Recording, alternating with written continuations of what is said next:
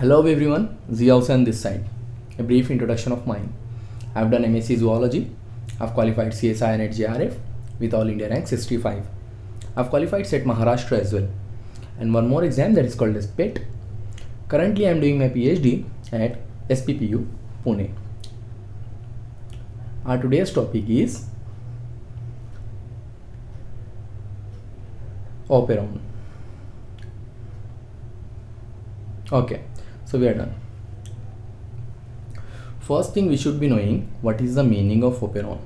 So please do remember one thing. Hopefully you have literally gone through the word called as opera or opera singers.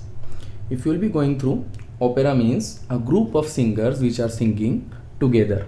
So that is the name exactly came from there. Operon model or gene regulation. So combinedly they are called as the Operon model of gene regulation.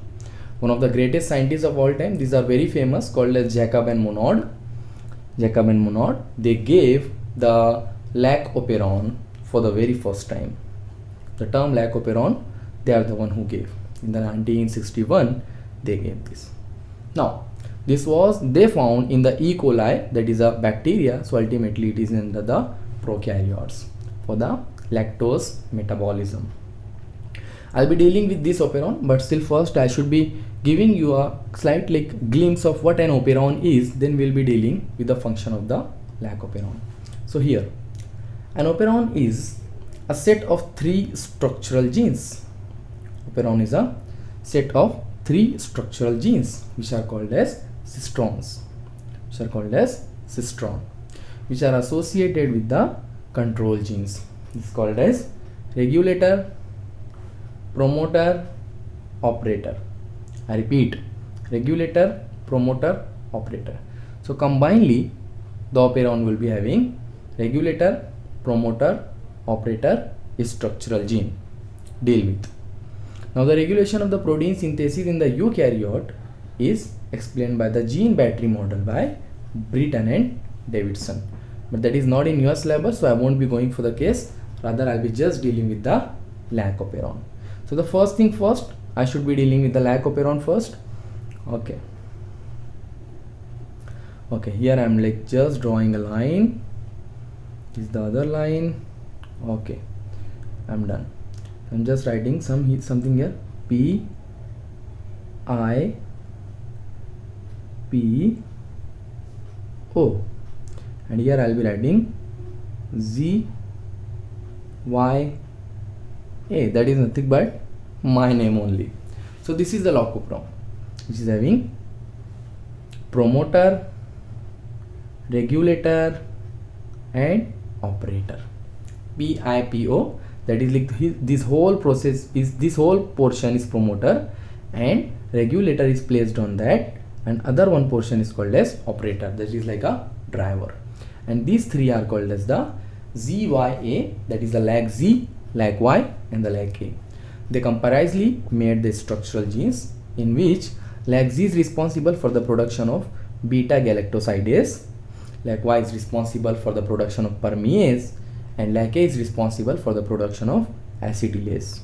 Beta galactosidase, permease, acetylase. Togetherly, they'll be producing different types of enzymes which is responsible for the breakdown of lactose into glucose and galactose. Now, the second operon, that's called as tripoperon or tryptophan operon. Again, I'll be just drawing the line for the tripoperon. There is not much detail present in your book, but still I'm giving it you.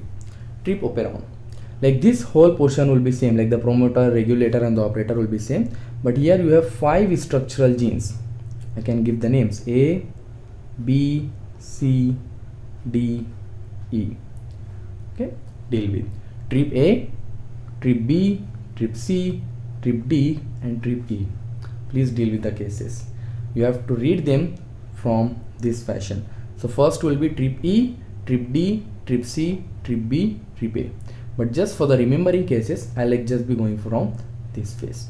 There are 5 structural genes in the tripoperon: trip E, trip D, trip C, trip B and trip A.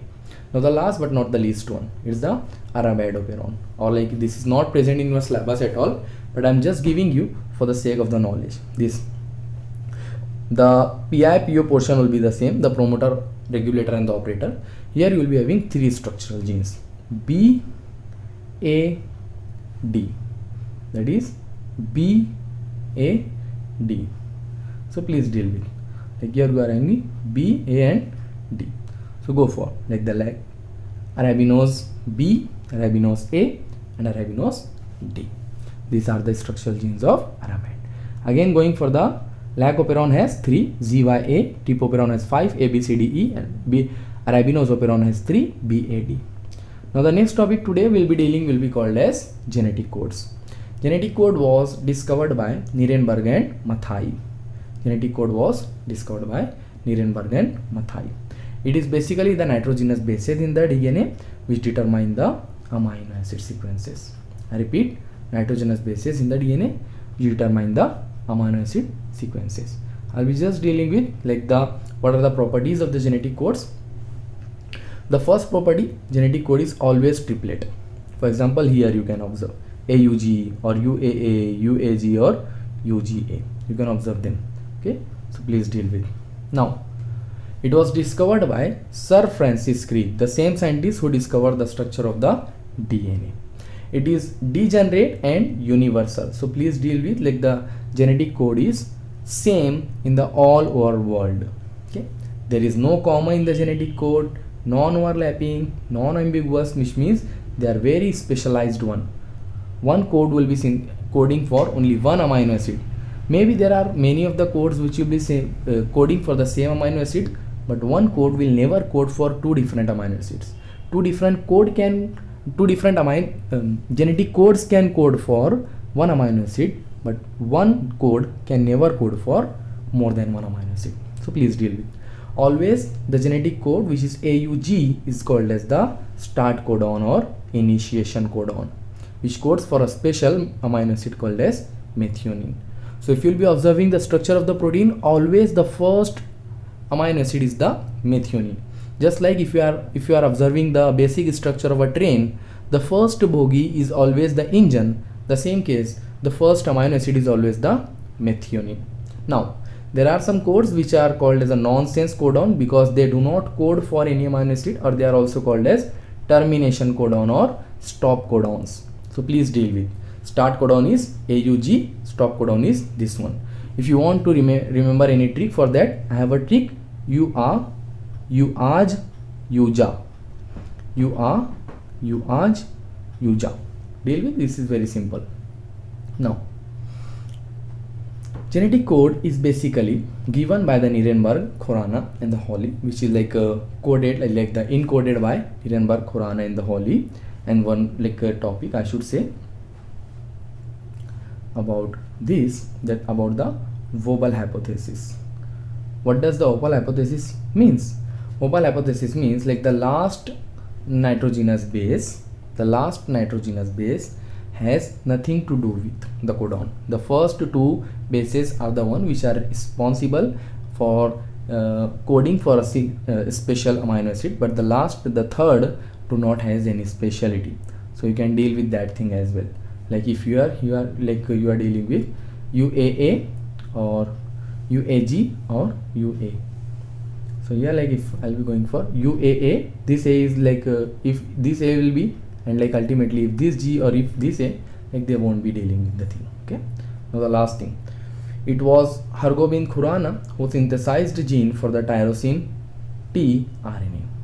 I repeat, it was Hargobind Khurana who synthesized gene for the tyrosine tRNA. Please do remember for one thing, if you are preparing for the competitive exam, you have to underline this sentence. If you are noting this down, please note this down. Khurana synthesized gene for the tyrosine tRNA. This is the most important word like in the whole line. Deal with the thing. Hopefully this lecture is beneficial for you. Thank you very much. I put a link in the description. You have to go on to that link and go for the following me. Thank you very much.